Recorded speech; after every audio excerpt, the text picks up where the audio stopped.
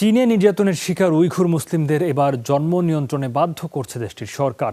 করা হচ্ছে জোরপূর্বক গর্ভপাত, যেন মুসলিমদের সংখ্যা না বাড়তে পারে দেশটিতে। বার্তা সংস্থা অ্যাসোসিয়েটেড প্রেস এপির অনুসন্ধানে উঠে এসেছে এই তথ্য। বলা হচ্ছে জন্মহার কমানোর নামে চরম নির্মমতা চালাচ্ছে চীনা প্রশাসন, যা গণহত্যার শামিল বলছেন বিশেষজ্ঞরা।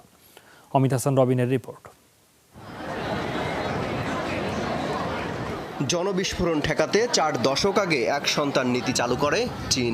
পরে বয়স্কদের সংখ্যা বেড়ে যাওয়ায় অনুমোদন দেওয়া হয় 2 সন্তানের, তবে বাধা নেই 3 সন্তান নেয়ায়। এমন আইনের পরও দেশটির জিনজিয়াং প্রদেশে উইঘুর মুসলিমদের জন্ম নিয়ন্ত্রণে বাধ্য করছে শি জিনপিং সরকার। অঞ্চলটিতে মুসলিমদের সংখ্যা নিয়ন্ত্রণে জোরপূর্বক ঘটানো হচ্ছে গর্ভপাত। এসব তথ্য উঠে এসেছে বার্তা সংস্থা এপির অনুসন্ধানে।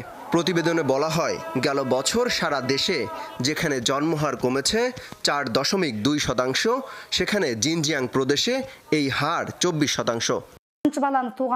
2015 সালে যখন তৃতীয় বাচ্চার জন্ম দেই, তখন আমার কাছে প্রয়োজনীয় সব কাগজপত্র ছিল, যেখানে সরকারের অনুমোদন ছিল। তারপরও আমার স্বামীকে তারা আটক করে নিয়ে যায়, নানাভাবে ভয়ভীতি দেখাতে থাকে।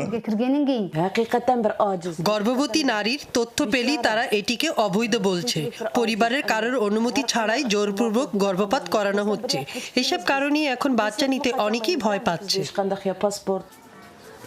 ভুক্তভোগীদের অভিযোগ, গোপনে কেউ সন্তান জন্ম দিচ্ছে কিনা এমন সন্দেহে চালানো হচ্ছে অভিযান। গণহারে প্রেগন্যান্সি পরীক্ষাও করা হচ্ছে। এমনকি 3 সন্তান জন্মের তথ্য জানলেই গুনতে হচ্ছে মোটা অঙ্কের জরিমানা। একেবারে উল্টো চিত্র অন্য শহরগুলোতে। জন্মহার বাড়াতে উৎসাহ দেওয়া হচ্ছে স্থানীয়দের। সংখ্যালঘু উইঘুর মুসলিম সম্প্রদায়ের উপর এমন নির্মমতাকে গণহত্যা বলছে বিশেষজ্ঞরা। জিনজিয়াংয়ে সরকার জন্মহার কমানোর চেষ্টা করছে, তবে সেই পদ্ধতি প্রশ্নের মুখে। নির্মমতার কথা উঠে আসছে বারবার। নারীদের যেভাবে জোরপূর্বক গর্ভপাত করানো হচ্ছে তা স্পষ্ট জন্ম নিয়ন্ত্রণ নীতির লঙ্ঘন। শুধু তাই নয়, জন্মহার কমাতে পরিবারের পুরুষদের গণহারে গ্রেফতার করার মতো অমানবিকতাও চালাচ্ছে চীন সরকার। অমিত হাসান রবিন, যমুনা নিউজ।